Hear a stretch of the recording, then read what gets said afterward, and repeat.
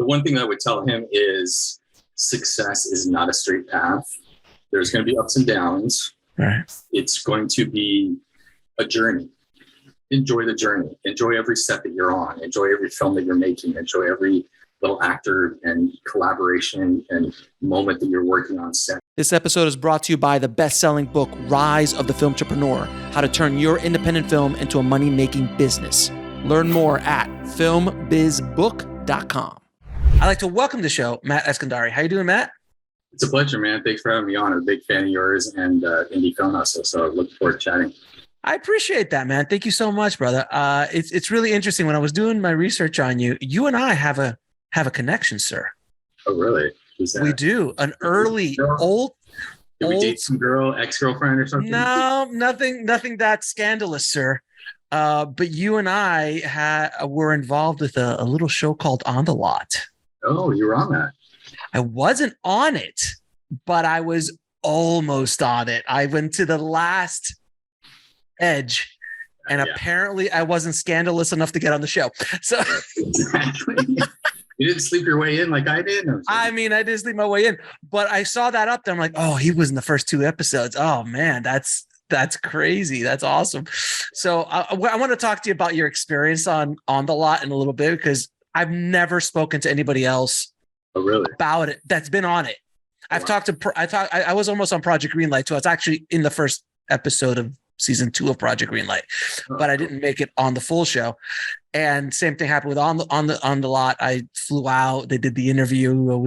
I was this close. That's funny. So, and you're one of the few people who I know who are working. Right, exactly. What happened to the guy that won the thing? Like, didn't he get a deal with Spielberg or something? Like, what happened? Dude, that's the thing, that all those shows, most of the directors, not all, but most of the directors became they fell into obscurity. And I feel like there was a backlash against those directors in the business. And before I just have to ask that question. What was your vibe after you were on that show? Since you didn't go too far in, you went to a couple episodes. I was only on a few episodes, and so I didn't make it too far, but I had to stay there the whole time while they were doing it, but because they didn't want us to reveal what was happening. But I was really young. This was like right out of film school. So I was like 24. I was really young and didn't super green. I'd never directed a feature before. I just had short films under my belt, and it was an interesting experience. It was definitely, being there, I realized it was kind of disheartening the first few weeks, because you realize they weren't actually looking for the best filmmaker. They were looking for the most drama or whatever. And I was like, it's like, why are you guys wasting everybody's time here to make it? Like, I get you want to make an entertaining show, but this should be like American Idol. You're trying to find the best singer, the best director, the best filmmaker. Like, why are we here if it's just to create like interesting drama or backstories of characters and stuff? It was just kind of disheartening. But I did meet some people on that didn't make it to win either, and I stayed in touch with some of them. Like, I had them as Facebook friends for a while, and it was, for me, the positive that I was able to take away from it was sort of a stamp of approval for myself, for my own sort of ego at the time, to be like, okay, I'm not completely incompetent if I've been able to make it on this thing, and I might know a thing or two about making films if I made it this far, so maybe I should keep going and not give up on the dream. You know what I mean? So I think that was the huge positive for me to come out of it, knowing that, okay, this was a nice kick in the butt. Let me keep going and see how far I can get. That's awesome, because I thought I was so devastated when I didn't make it. Like, I flew myself out to Atlanta to take the interview. It was, oh dude, it was. And then afterwards, after I watched the show, I'm like, oh, dodged a bullet. Yeah, that's funny. They had some filmmakers on there too, like Michael Bay and. Oh no, yeah. It was serious. They had some serious, but there's the guy who made Survivor. So you could, what are you going to expect? And by the way, the only reason I submitted was because Spielberg was on it. He was the one that did it's the only reason I even submitted to it. But a funny side note, I had Chris Moore on the show years later. Like, I had him earlier this year. First words out of my mouth, Project Greenlight, man. Why didn't I get into second season, bro? Like, the first question I asked him. And he's like, man, I don't know what happened. Right, exactly. That's fun. I've been done. Greenlight too. Back in the day, it was the first season or something. I didn't get that far on that. Yeah, Project Greenlight though, that was entertaining as hell. And you could, after the first season, you were just like, come on, why did they give this guy $1 million? Yeah. I mean, they're shooting sound underneath a train, like. Like what? At least that was a real filmmaking show. I felt at least it was something, yeah. It's not American Idol. At least it was a real show, right? But anyway, I just wanted to kind of touch on that because it's a Brothers in Arms reality show, Brother in Arms. So after that experience, man, how did you kind of get into the business? How did you start building your career? Looking back, it was a process, right? I mean, after not making it very far on that show, I just continued on the path that I was doing, which was writing scripts, shooting shorts, trying to build connections, getting my name out there as much as possible. And this was a different time, obviously. So there was the industry was different. The independent filmmaking scene was a little bit different back then, but the 2010s or around then. But basically, I was able to get financing for a feature film. It was like a horror film called Victim. And we shot it in 20 days. It was independent. It was shot on 35 millimeter, which is crazy to think of now. Wow. But we shot on 35 millimeter. And we only raised like $700,000. But we raised $700,000. This is back when there was a DVD market. So, you could guarantee that they would make their money back if it was a genre movie and this and that. So I made that movie. It opened a couple doors, but, I was able to get another independent film off the ground, this film called The Gauntlet. And we did that in China. So I was able to shoot a movie in China. And then what was that like, by the way? That was an interesting experience. I was still young in my career. I was like 26, 27, being in a foreign country. Right. And in the movie, we raised a lot more for that one. So we were building these massive sets, and I had a translator on set all the time to communicate everything to the crew and everything. And so it was a challenging process, but the toughest aspect was when we were young filmmakers, right? And we made the mistake of, we were like, oh, we got enough money to shoot this movie. We'll worry about post, like the money for post afterward. Like, let's just shoot this movie. So we shot the movie, we got in the can, and we came back, and we couldn't raise financing for post. We were like stuck. We were like, how the hell are we going to finish this movie now? So it literally took us, and then we couldn't get the footage out of the country. So it took us a couple of years to get the footage out of the country. It was insane.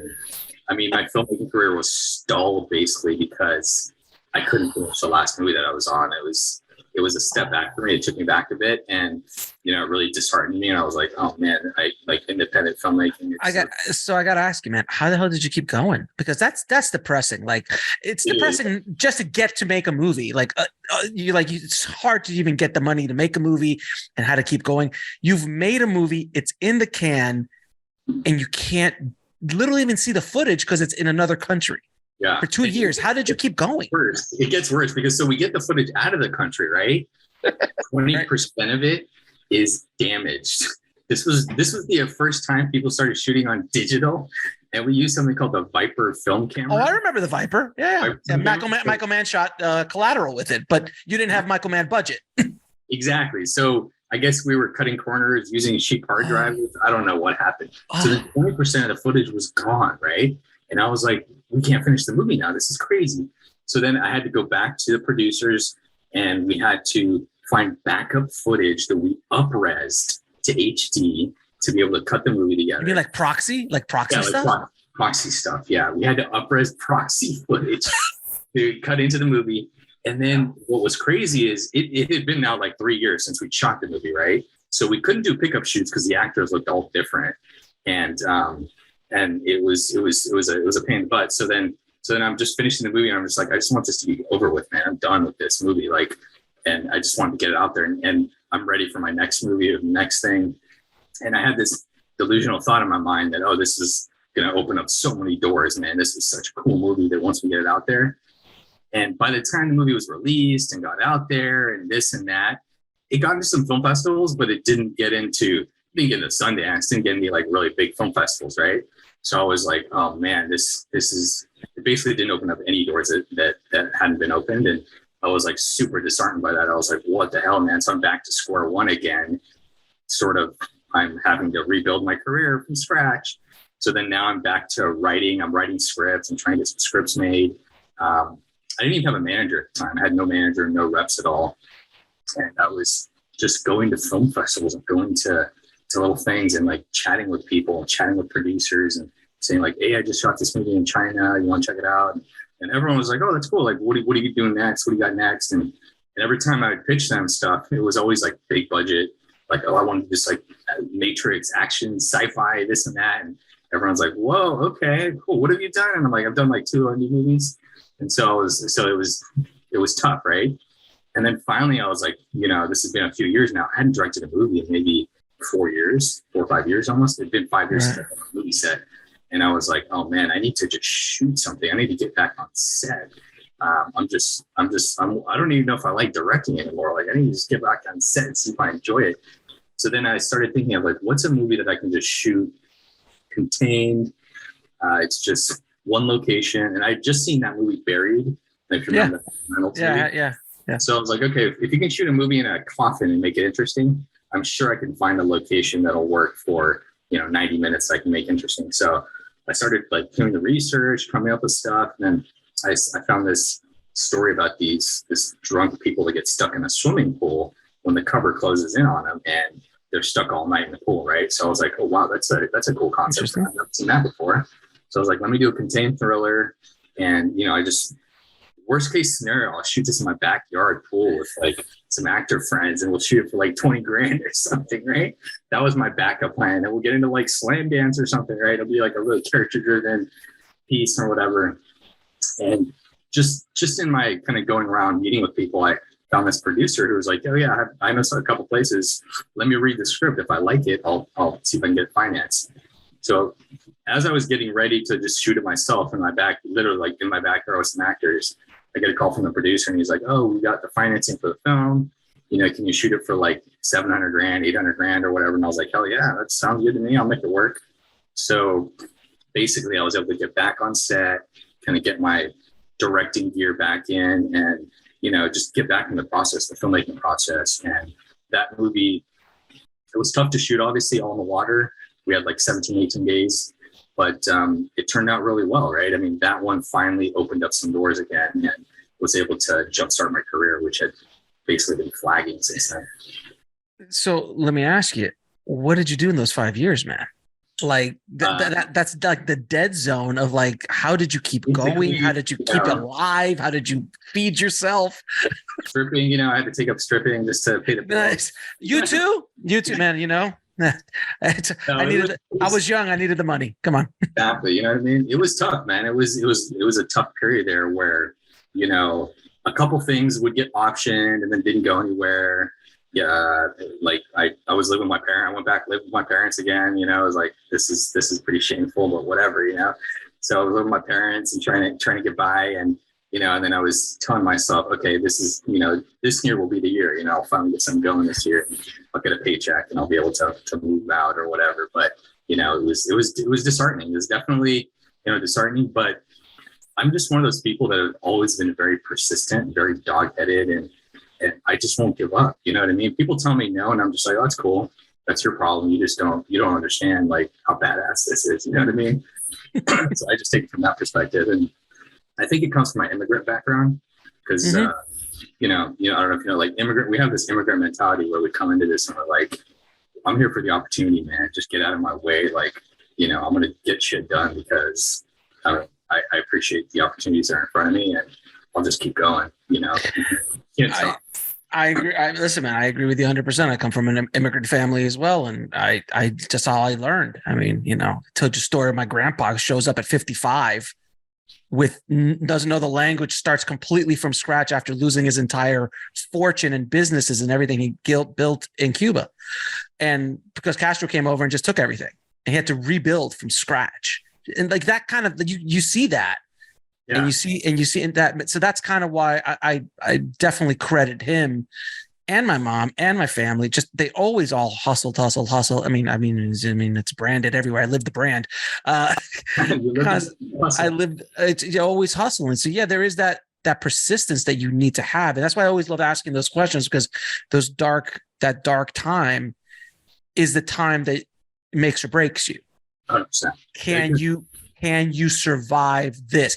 It's easy to, when you're on set, that's easy to survive. Yeah, there's problems on set and all that stuff, but the 5 years where after year 1, you're like, next, this is the year. Year 2, nah, this is a year. Year 3, this is where the mentality is like, am I insane? Right. And you at least had done some stuff. There's people who year 10, this is the year, and have never done anything.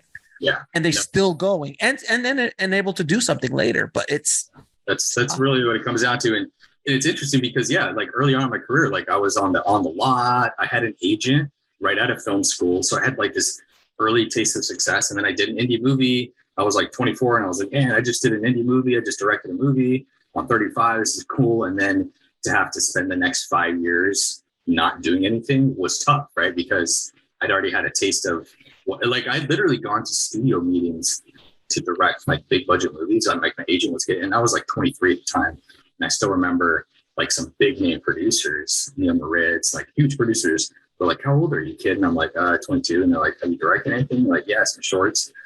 And then to go from that to like not do a movie for 5 years, I was like, it was tough, but it gave me that like hard-headedness, that persistence that you're like, okay, if it was in the room once, I can get in the room again, man. Just keep busting your ass and get in the room again. Yeah. And I'm sure when you were 22, 23, taking all those meetings, your ego was in check. Obviously, we were very humble about the entire experience. Oh, of course. I was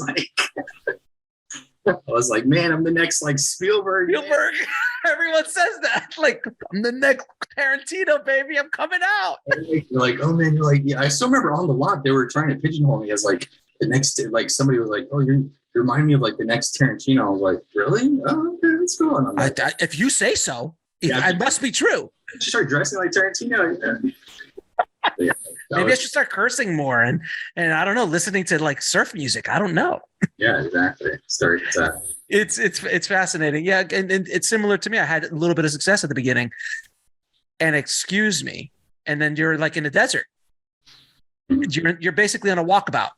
You're in the Australian outback for 5 years, figuring yourself out, doing some sweat lodging stuff, like trying to figure things out until finally you just get something going. But it's so important for filmmakers, especially young filmmakers coming up or new filmmakers coming up, to hear these kind of stories so they understand this is not going to happen overnight, even with early success. There are people that are super lucky and who come right out of film school. They get a deal with the studio. Next thing you know, they're directing a fucking Marvel movie or whatever. But then again, there are people that win the lottery too. And those people are lucky. Sometimes it's a 1 in a million thing. And you can't use that person's career as, okay, that's template they're going to follow, right?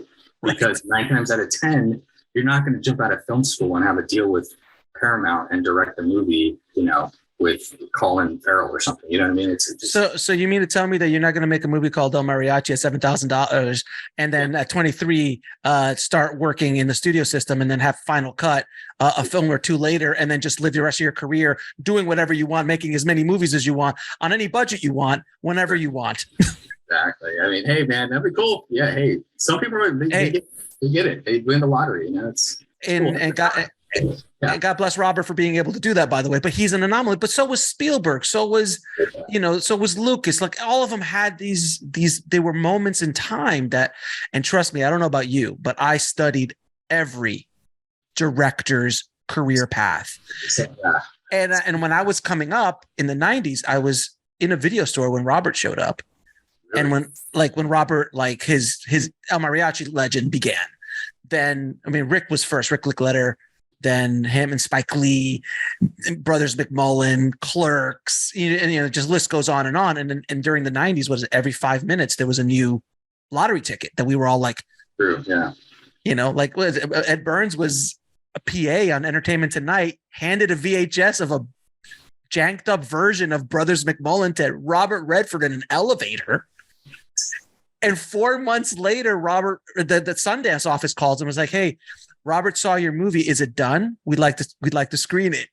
Right, exactly. But like, come on, like, how can you go down that road? Yeah, exactly. It's hard to replicate that. You know what I mean? Like, look at that story and be like, "Let me try to do that." It's challenging.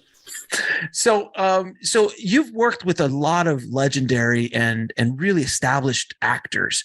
I always love asking this question. How do you work with, how do you approach directing some of these very established actors who have been acting forever and they know what they're doing?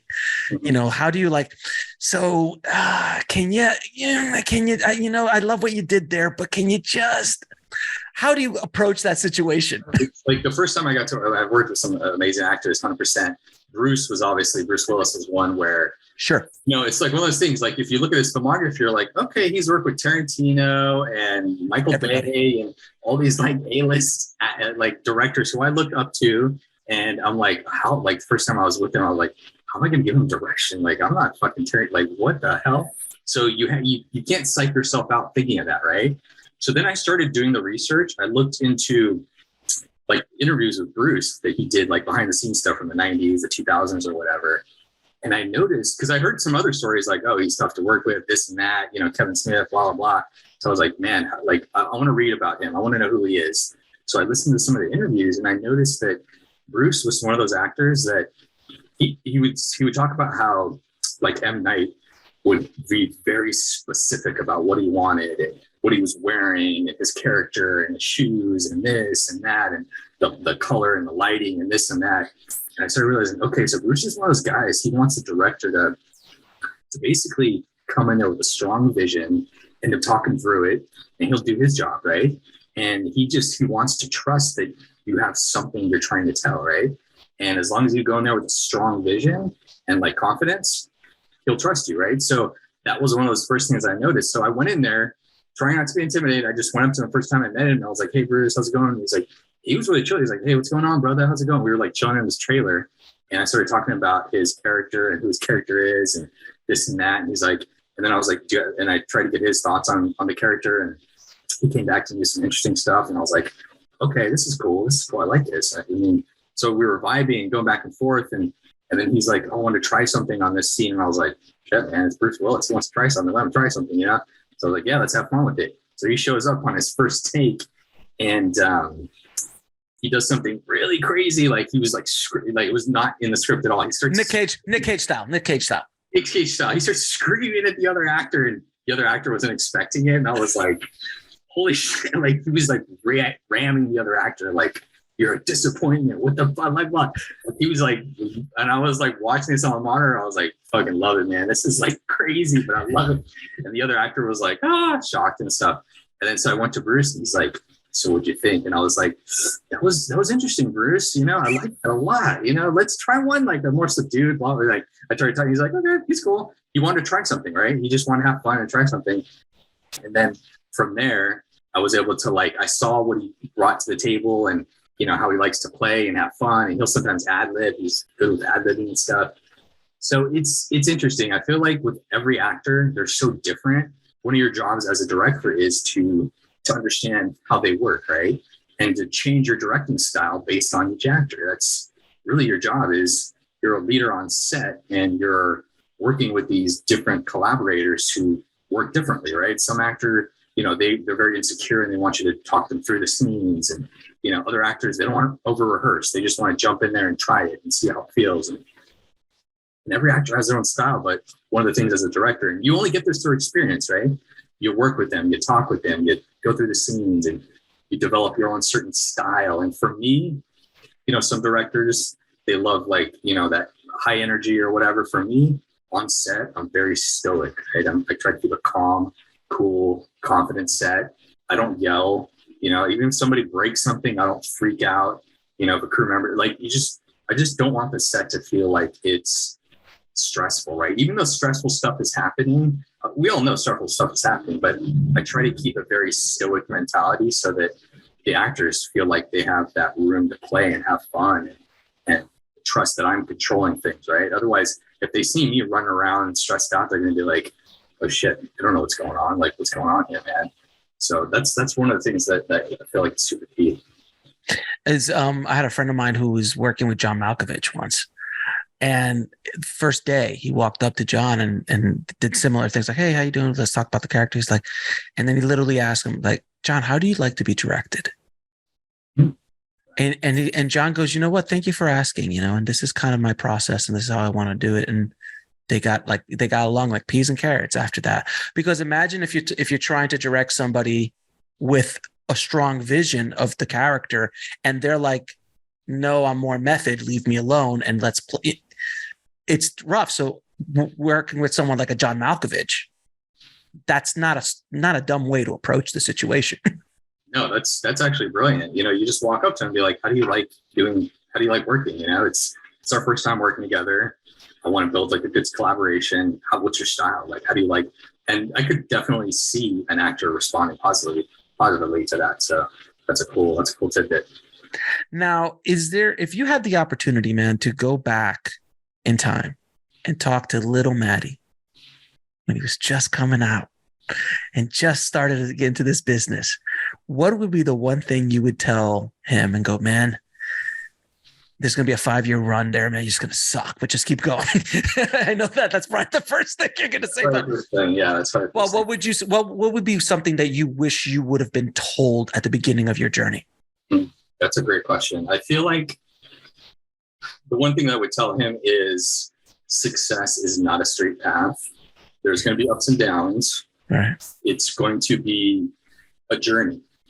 Enjoy the journey. Enjoy every step that you're on. Enjoy every film that you're making. Enjoy every little actor and collaboration and moment that you're working on set, because it's just, you can't really look into the future and figure out exactly where you'll be, right? So just enjoy those moments while they're there. I mean, looking back on some of the little short films that I made, the DPs that I worked with, the fun things like the moments that we created, the actors, and it's just like, those are the things that you'll remember later on, right? I mean, trying to obsess over being super successful is cool, but at the same time, it's like, you gotta enjoy the moments when you're there. Yeah, enjoy the journey and don't worry about the destination so much, basically. Now, a lot of times when we're starting out, especially when you're working on some of these bigger sets, and it's like you actually had the opportunity to direct a couple movies when you were younger. I got to believe that at a certain point, you ran into some resistance on set, let's say, from a crew member, from an actor. Any advice for filmmakers who have to deal with that? A difficult actor or a difficult crew member, a DP who's like, nah, I'm not going to shoot it the way you do it because I'm 30 years older than you and I work with Coppola. What are you going to tell me? Like that kind of attitude, which I've had that conversation on set, which is like, okay, well, let's see what happens. So how would you approach that situation? I've had something similar. I remember my first film, or I shouldn't say exactly. I mean, no, not the first film. I mean, an early film, sir. The early films. It was a short. There was a scenario where a producer came up to me and he's like, why are you shooting the scene like this? A zoom lens? Like, why? He was questioning why I was shooting a scene a certain way. And I blew up on him, right? And I was like, dude, I'm the director. It was one of those like very bizarre like ego moments, you know what I mean? Oh yeah. Did the monocle come out with the bullhorn? Did you bring those out? Like okay. The monocle came out, the hat was thrown on the ground and all that stuff. And I burned that bridge hard, right? I was like, like F off and this and that. And, and I was like a young kid then, right? But my ego was bruised. So I took it personally.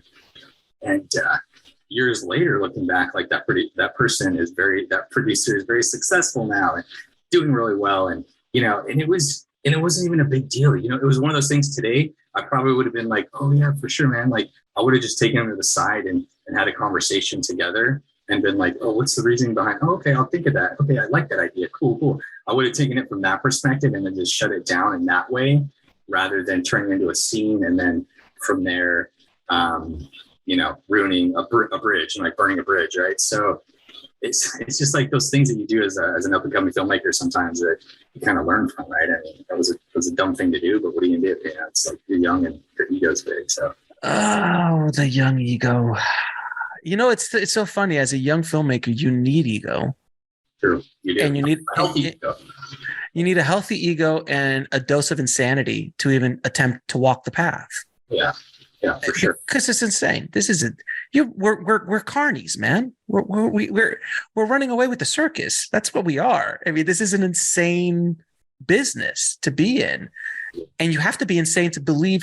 I was having this conversation with the director the other day, and I go, you've got to be insane. And the amount of ego and hubris you must have to talk to someone and go, I need $3 million from you to help me facilitate my dream and my vision.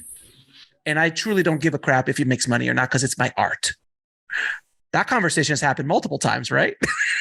It's sometimes it's, you know, you're on set and you're like, hey, this is a $7 million movie, whatever. And it's like, all these decisions are landing on me now. And I mean, one dumb mistake and everybody's trusting me, you know what I mean? Everybody's trusting me to do the right thing. But sometimes I question myself. I'm like, how do I shoot this scene? Like, you know, you have those moments of doubt, and you have to be able to not, like, you got to be able to have that ego and craziness, like you said, to trust yourself and say, like, you know what, yeah, we're going to do this scene this way. And in the back of your mind, you're like, dude, this is like a $7 million movie. If I F this up, like, I'm in trouble, man. But you got to trust yourself, right? So can you imagine that film student who got the shot to do the Marvel movie? Yeah. How can you imagine the pressure? Oh, yeah. I mean, in those instances, those people are so kind of catered and taken care of. I mean, it's a machine. It's a machine. I heard they don't shoot a lot of their action either. I heard a lot of that stuff. They're just like Marvel's like, oh, don't worry about the action. We're going to shoot that. And the director's like, what? I'd like to be on set for that if possible. Unless you're Sam Raimi. And then yes, Mr. Raimi, whatever you'd like to do. Yeah, exactly. So that's another really interesting point. How do you deal with the stress of working on these big movies? Because, in the scope of independent film, 7 million, 10 million, that's not a lot of freaking money. You know, it's not studio money, but it's still, in the independent world, you're on the upper echelons working with obviously people like Bruce and Kevin, like on your new movie War Room, that these are upper echelon actors. So there's a stress and a responsibility on your shoulders that if you screw this up, you might not get another shot. And I'm imagining that's on your head. I don't mean to like throw you on the edge of on the edge here. You're just going to jump off the bridge now. But like, Alex, you're right. I can't direct anymore. No, but there is amount of stress that you have to deal with. How do you process that as a director and still be creative? I remember reading this in like years ago that directors actually have or life expectancy is not very high, and I can see why. But the DGA, I think that like if you look at the DGA statistic, it's not fun, man. I'm like, whoa, okay, that's not cool. But yeah, the stress, the day-to-day stress, like I said, the way I've learned to deal with that is stoic philosophy. Try to be stoic about it, right? I mean, just don't let the emotions overtake the moment, and just be in the moment. And whether it's something really cool that happens or whether it's something devastating, and a lot of things do happen sometimes, like, oh, we're shooting at this house tomorrow. Guess what, Matt? You just lost the house location. You know, I could pick up a camera and slam it on the ground and lose my shit, but what is that going to accomplish, right? Instead, I'm like, okay, look at it like Kubrick used to look at it like a chess game, right? Okay, let's look at it like a chess game. Okay, that piece got moved here. Interesting. Okay, so now how can we address this? Okay, so how do we address this problem? Or how do I make this next move? Or how do I get another piece back or something? So you have to really, over time, build that sort of stoic philosophy. At least for me, I felt like that has helped me survive these independent films. Even though they're a $10 million budget, whatever, there's a lot of stress. There's a lot of time constraints, schedule constraints. On the Bruce movies particularly, sometimes Bruce shows up, he's only there for 2 days, and you have to shoot 20 pages, right? So, and it's guaranteed by the distributor, he has to be in 20 pages of a movie. Otherwise, yeah. Can't put him on the poster. Basically, someone's getting sued. So, so you have to make sure that the schedule is purely, really tighten like a screw. And if things fall apart, you got to be able to adjust right in the moment, right? I mean, if Bruce isn't feeling something, okay, he's not feeling doing this. Okay, let's switch it up, man. He doesn't need to do that anymore. Let's figure something else out. I mean, that's the way it is, right? So you have to be able to be flexible and kind of roll with punches as they come. So as a director, we always go through that day that is, you feel like the entire world's coming crashing down around you. You lose location, camera doesn't work, actor's not showing up, something happens, and you're like, oh my God, how am I going to make the day? What was that moment on any of your films, and how did you overcome it? Yeah, I mean, I feel like honestly, Every day, I know every day. every movie has one of those days, you know what I mean? But on this one, it was particularly challenging. We had such a tight schedule, and you know, and every day on this one was like that. On Wire Room was like that, and it's just one of those things that, you know, you roll with the punches, and sometimes I've had actors come up to me specifically, and they're like, "Man, you seem so like calm and stuff, despite all." Are you high? Yeah, and it's like, no, man, I'm stoic, man. Just like, and I try not to put my stress on like the actors, because I want them to like, I let them be in their little bubble. They don't even know what's going on. I remember on a movie, Survive the Night. I won't get into it, but basically the crew mutinied because they weren't getting paid or something. Some crazy happened, basically. Sure. Bounced or something crazy happened, right? So then I had these crew members coming out to me, and they're like, dude, like, there's something bad that happened. And I'm like, oh, what's wrong, man? Like, we're ready to shoot in an hour, right? And they're like, no, we're not going to shoot because our checks bounced or something. And I'm like, oh, that sucks. Like, I need to talk to the producer right now. So like, I'm scrambling, you know, and this is on a $10 million movie, right? So I'm like, how did this happen? And they're like, oh, it was like an accounting error, a clerical error. And I'm like, well, guys, man, now we got the crew. Like, we got the crew doesn't want to, like, they won't go back on set until you pay them. So get the checkbooks out and start paying people because we're in trouble. And then I didn't let the actors find out either. They're just in their trailers like, what's taking so long? I'm like, oh, just, you know, we're figuring some things out, but let's just go over the scene and let's dig into the scene. Let's do some more rehearsing.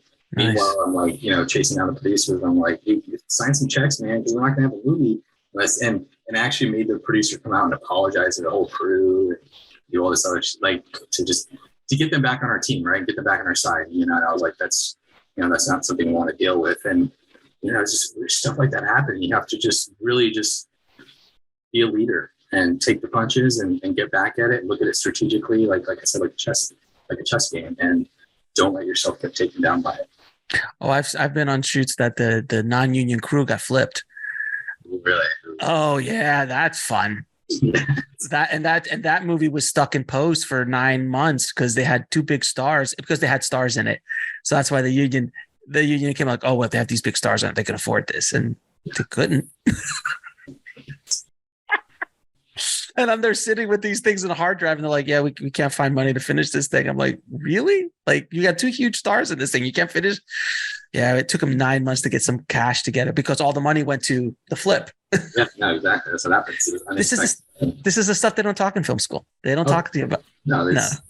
Talk about like, you know, the French New Wave and Italian neorealism and stuff. And you're like, which is awesome. Which is great. I love it. I love that stuff. But then you're like, okay, how do I actually deal with shit when I'm on a movie set? You know, that's what it is. How do I get on a movie set? Let alone how do I deal with stuff when I get there? So tell me about your new film, Wire Room, with Bruce and Kevin Dillon. Yeah. So, you know, I've obviously directed 4 films out with Bruce, and this is my latest one. This one for Lionsgate. It's an interesting script, right? So it was pitched to me by some producers, and it's all set in a wire room, which was an interesting hook to me. I've seen scenes in a film where it was in a wire room, but what was cool about this was the whole film is just in a wire room, and that whole challenge felt, you know, interesting to me. It kind of took me back to my days of basically 12 feet deep, stuck in one location, trying to make it visually cinematic, given these constraints. So I thought that was cool, and just the arc of the character, how he was doing this conversation with this drug cartel member over surveillance, and over the course of the film, they developed this sort of chemistry and animosity that develops through respect, but they never actually are on in a scene together, right? It's all just through monitors and surveillance, and all that to me it felt like a cool challenge, a fun challenge, or something that would push me as a filmmaker. So as soon as I read the script, I was like, yeah, it's interesting. Like, it's something I could definitely see myself doing. And it was a fun movie to make. I mean, it was definitely, like I said, it was tough. It was challenging. It was crazy that it all just came together though. Like when we were in the edit, and like the pacing and everything, just it fell into place in a way that I wasn't sure if it was going to work. When you're on set every day, you're like, and you know, it was one of those things where Kevin's off. I had him shooting all his scenes, right? And I didn't shoot the other actor on the other end yet, right? So I was off camera basically yelling at Kevin, telling him like, hey, this is what's going on. This is what you're seeing on monitors, like during the middle of takes. So it was like, oh man, how's that gonna like translate on screen? And that's one of the cool things about working with these skilled actors is like someone like Kevin, he's so on it, man. He comes in prepared, and he's always on it, right? I mean, every take it's just something fun, it's something different. So you're not showing him how to act, you know what I mean? He's there and he's got something interesting to do. Man, I'll tell you what, man. I remember when I first started working with a real actor, I was like, oh, so this is what it's like. As opposed to try to pull out performances and deal with egos and stuff like that. And you're just like, oh my God, you came prepared. Yeah. Oh, this is prepared. That's huge. That's one of the biggest jobs as an actor, you know? It's like all I have to do is yell action and cut. Oh my God, this is wonderful. It's so liberating because in the indie world, you don't get to generally speaking, you don't get to work with high-end professional actors, not even movie stars, just professional actors very often until you get to a certain level. And then when you get to that level, you're just like, oh, I can't go back. Exactly. No, I've had a film that I did, an indie film, where one of the main actors in the film, he didn't have a lot of experience and froze up on that first few days because they were a great actor too, right? All the auditions, the chemistry, they did great. But being an actor and then being given the pressure of being on a movie set because you're one of the leads, that's a whole other thing too. I mean, actors have to have their own shit that they got to deal with, right? And right. to have the exercises to relax themselves and get in a moment. And if they've never done that before, now you're stuck on a set and you're like, whoa, what was that? Why was that so wooden? And why isn't it working? Oh, it's because they're so in their head, right? They're so stressed out. So, and it's also our job to make sure they have a safe space to play. And if they don't feel safe or they feel like you don't know what you're doing, then they're going to go in defensive mode and like, I gotta pull out a performance that's going to save my ass because my picture's on this. And if not, my career is going to take a hit. Oh yeah, so, 100%. I've seen that on sets before where I'd show up and I could tell that the actor didn't trust the director and he was directing himself basically, or she was directing himself. And I'm like, oh man, I never want to be in that situation because basically you're not doing anything as a director with that actor. You're just staring at the monitor and moving on to the next thing. And you're just assuming that they know what they're doing. And it's like, whoa, it's scary. Now you've done a lot of action stuff, dude. How do you approach an action sequence on relatively smaller, non-giant studio budgets? I mean, look, $7-10 million. It's not a nothing budget. $100 million movie, yeah, exactly. No, but it's not a nothing budget. But you're the kind of action sequences I've seen that you've done are comparable to $100 million budget. Yeah, no, I mean. So how do you handle that? I feel like a lot of it comes from experience. I mean, it's one of those things where, first of all, I like to do as much in camera as possible. It's one of the things that I've learned over the years is as much as you can do practically with the action, with the effects, you can always enhance it in post, right? So if you go into it with that mentality of like, oh, we're just gonna do this in post, or we can CG this, or I can do this in CG, or you're gonna go into it and you're gonna be trapped in that post VFX world where without that $100 million budget, it's not going to look like a Marvel action scene, right? Because you didn't spend the time or the money in post to do that. So I feel like a lot of it comes down to experience and preparation. I storyboard almost all action scenes, and I work with the last few films I've been lucky to work with the same stunt choreographer. His name's Theo. He's actually worked on Marvel movies, which is kind of cool. And I tell him usually like, look, man, okay, we got this many action scenes in the film. I want this one to be the money one. Let's put all of our eggs into this basket and really milk the crap out of this one. And then these other ones, okay, they're just shootouts or whatever. Let's not go overboard on those, but let's get that trailer scene, that trailer action scene in this sequence right here. And he gets it. And so we work together, and I trust when he's giving direction to his stunt guys that they're doing the right thing. And I'm trusting him, and it just comes down to that, the experience and working with great collaborators. You know what's interesting? As you were telling that story, like you're focusing your energy and your budget on a certain scene. I had a friend of mine who used to work at Disney as an animator, and I was always going in the back. I was visiting him and seeing Frozen before anyone knew what Frozen was. He's like, yeah, it's the Ice Queen thing that we're doing. No one knew what it was going to be or anything.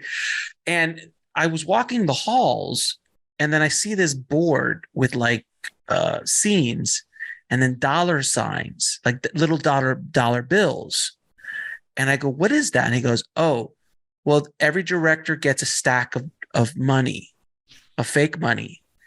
And then they put how much percentage of the budget goes to what scenes. Wow.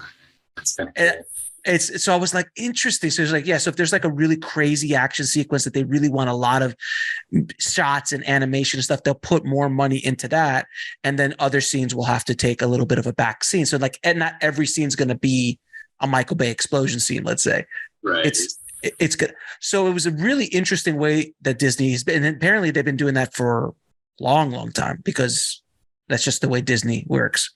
It's really, and then I also found out that 9 months before release dates, they usually scrap the entire movie they've been working on for 2 years and start again.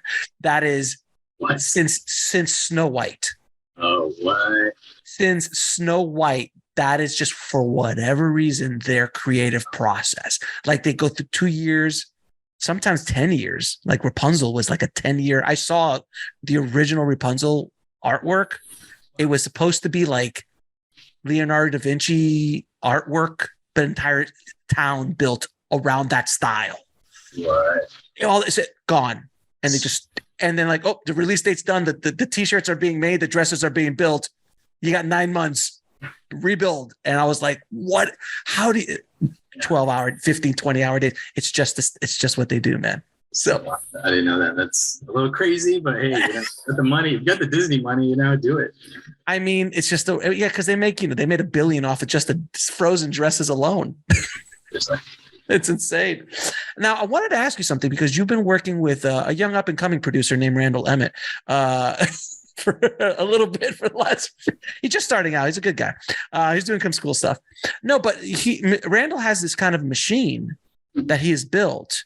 Very impressive machine that he's built. What are some lessons you've learned from working with a producer like him? Because he's popping stuff out. Yeah, like I haven't seen in a while. It's basically, he's got like a deal with Lionsgate, and basically they have this process where basically if they can get an A-list star like a Bruce or Mel, whoever, Nick, whoever, they get the right script, either the Lionsgate or one of these studios will basically back the film, and they have a very strict schedule on when it gets released, what has to happen. I think the biggest lesson that I learned from it was, like I said, I mean, you're a director for hire, you're brought in and you have to execute a very strict sort of script, right? It needs this much action. It needs to have Bruce or whoever in it for 20 minutes. And there's a post-plot process where you need to deliver the movie on this date, has to happen, doesn't matter, whatever. So if you're cutting shots out, you're cutting shots out. So you have to go in there very prepared, and you have to go in there knowing that, I'm not in there to turn an action movie into a musical or something, and I'm not coming in there to be like, okay, cool, I have this like vision where I want to make this sort of like an artsy whatever, it's like, no, man, this movie, it's pre-sold to territories all over the world, and they're going to cut a trailer and they're expecting it to be a badass little action movie for the Middle East, Vietnam, wherever it's going, it has to work, right? So you go in there creatively knowing that and being like, okay, how can I as a director elevate this, and really take it to the next level without changing what it is, right? It's like being given a Coca-Cola and being like, okay, your job is to sell this Coca-Cola. Don't turn it into it as like something else, you know what I mean? You're still making a Coca-Cola, but just deliver it in a way that is interesting and unique and elevate it as much as you can. Very, very cool. Yeah, because I mean, the closest thing I've seen that Randall's deal is kind of like what Jason Blum has. Like he has a similar thing, like boom, boom, machine, boom, boom, machine, and they keep pumping out and doing good stuff at the budget ranges they're doing. So, and that's really interesting. The way you said that is like, look, you're a director for hire. You're not there to rebuild the machine. The machine is running. You're a cog in it, a very important cog, and you're trying to do what you can within the realm of the limitations that they give you to do some good work within that.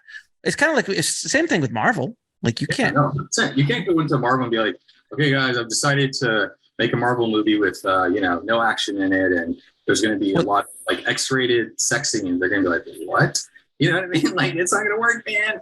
So it's a model, right? It's a model that works and sells, and audiences pay for it, obviously. So you have to deliver. And the one time that Marvel did let that happen, do you know the movie that they did let that happen on? Where the director had complete carte blanche. They rewrote the origin of the character, and it was a complete and utter box office failure. Was it Eternals or no? No. Hulk. Hulk. Oh, right. The Ang Lee Hulk, which was like there was abuse in the family, and that's why he was angry, and these transitions, and we're like, there was no like action scene in that movie, right? Well, there kind of was, but there was no. He's like jumping and beating up tanks and stuff. There's nothing. I want to see Hulk smashing somebody, right? I want to see. There was no Hulk smash. So how can you have a Hulk movie with no Hulk smash? Like, there's what? So that was the first, and I think afterwards, Kevin Feige said, "Okay, I don't care if you won an Oscar. This is our characters, our way, and this is the way it is." And like when they bring someone like Sam Raimi in, Sam has a big box to play in. Oh yeah. But it's still a Marvel movie. But it's a Sam Marvel movie, and they don't do that very often. They usually bring in younger directors that have a cool vision. So, but Sam. I mean, no, I mean, and when I was watching that film, I totally felt Sam in that movie. Oh, God, it's a horror movie. It's a horror movie.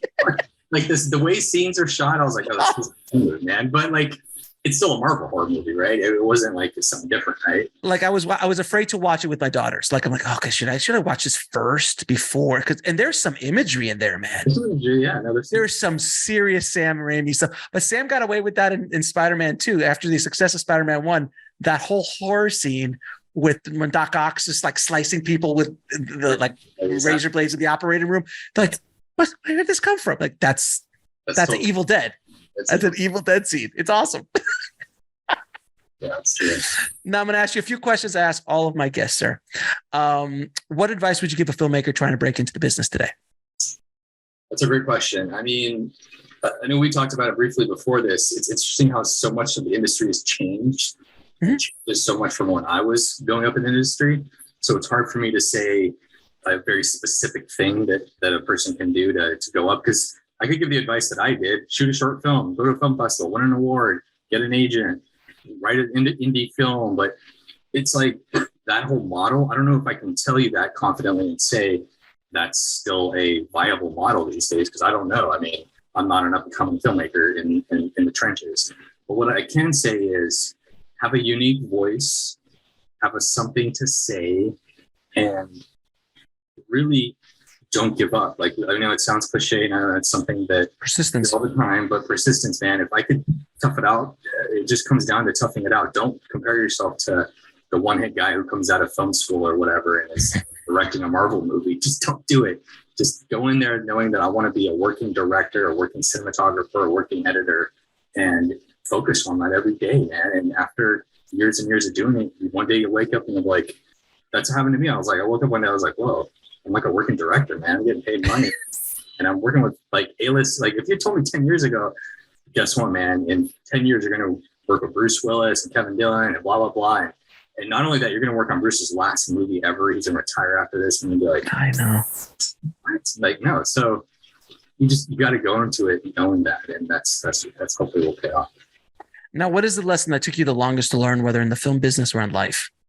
The adage of enjoy the journey, not so much the destination. I know it's another cliche, but you know, as you grow older, a lot of those old adages, they coalesce in your mind for a reason. And it really is the important thing, because then you'll look back and you're like, oh, I remember that movie or that movie. And it's the experiences of making them are really what make them memorable looking back. And sometimes you won't even watch your old movies anymore, but you remember the people that you worked with, the actors, the friends that you made. Mm-hmm.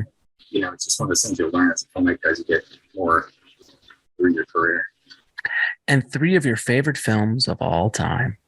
Die Hard, I gotta say, because I'm a huge action director. Greatest Christmas movie of all time. Christmas movie of all time, and it's just a perfect action movie. Bruce is amazing. John McTiernan. Oh, genius. And he also made Predator. Another. Well, I was gonna say Predator is easy. Die Hard or Predator is one of those. It's so tough. Yeah. And then second is probably Terminator 2, James Cameron, sci-fi action. It's a perfection. Perfection. Flawless. You can't get any better than that. Oh no, wait. Aliens. So you could do Aliens and Terminator on the same one. I'll give you, because Aliens is a masterpiece. Exactly. And probably I got to throw a Tony Scott movie on there. So I'm going to say because I'm just a huge Tony Scott. Oh, so good. So, that was one of the jobs I had out of film school. And I did mention it. I was an intern for Ridley Scott and Associates. And I was interning for like Ridley and Tony Scott, which was a cool experience. What was that? What was those conversations like? It was cool. I mean, I remember they told me, like, my manager was like, don't talk to Ridley, don't talk to Tony. I was like, bro, what do you think I'm doing here for free? I'm not here to like get you guys. Get you coffee.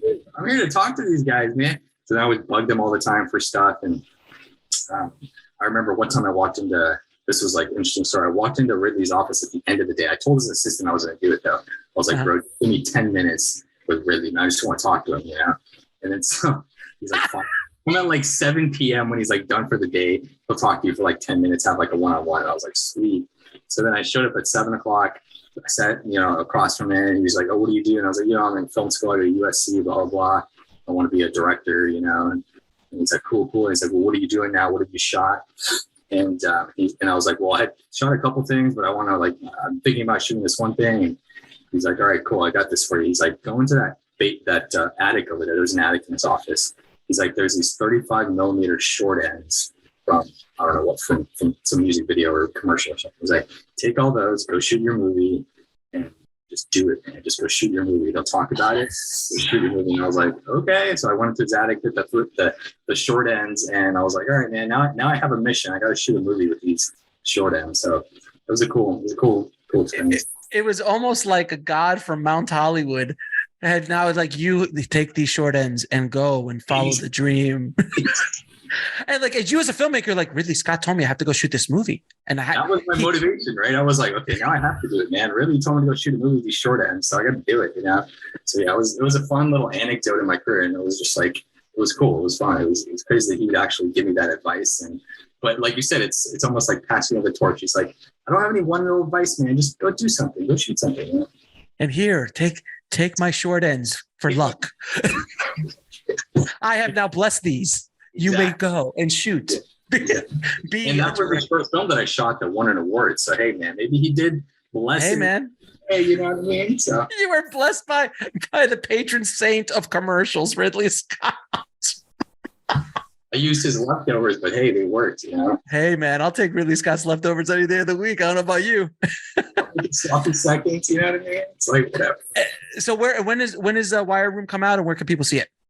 Wire Room comes out September 2nd, and it'll be on select theaters. I don't know exactly what theaters, but it'll be in select theaters, usually in big cities. And then it'll be on most of the streaming platforms soon, Apple iTunes and all those good things. So just keep an eye out for it, search for it. They'll find it.